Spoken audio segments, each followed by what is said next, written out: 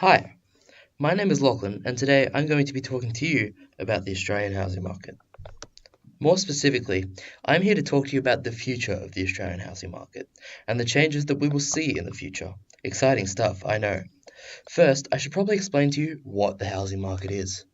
The housing market, to put it simply, is just the market for houses. Also known as the real estate market, the housing market is simply the selling and buying/renting of houses. This is directly involved with the prices of houses and can affect how much property is worth.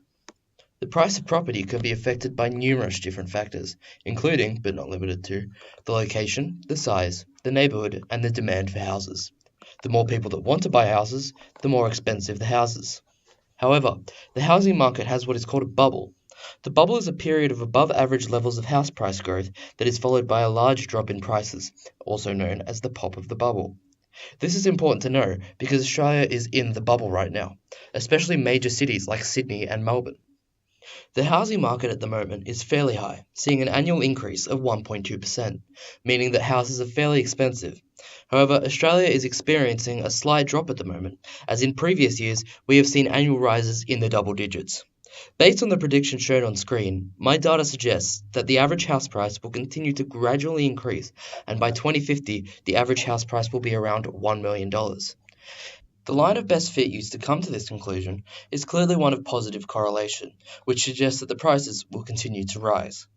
Many factors could be affecting this, however, probably the largest being the likely increase in population that we will experience over the years, which will inevitably result in more houses being built and a bigger demand in houses.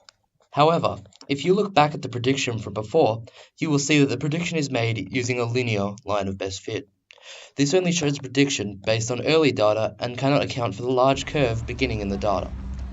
Based on the previous reports of average house prices, I believe that the average price will actually in fact be more than $1 million. I make this prediction because though the data shows both multiple rises and falls, there are far more rises, and the rises are increasing much faster and higher than the line of best fit suggests. The prediction of $1 million was also extrapolated as the prediction received was outside of the data range given. This means that the prediction was made using data that does not exist and is merely a prediction, not fact. The predictions made also don't take into account future unforeseeable events that could affect the housing market or the economy. This second graph that you see here is slightly different to the first graph in that this is the real house price appreciation data from over the years. House prices appreciation is an increase in property's value caused by factors like inflation, increasing demand, and improvements to the property. As you can see, this graph is far more volatile than the first and also suggests a much lower average house price by 2050. This graph suggests that the average house price in 2050 will be closer to $600,000 than $1 million. This data is far more unreliable than the first set of data, however, as the data is rising and falling at every step and moves much more than the average house price data. Overall, the data from both graphs suggests that Australia's housing market is going to severely increase in value over the next 32 years. Hopefully, the value of the Australian dollar will increase astronomically as well, otherwise the home buyers of the future are in for a tough time.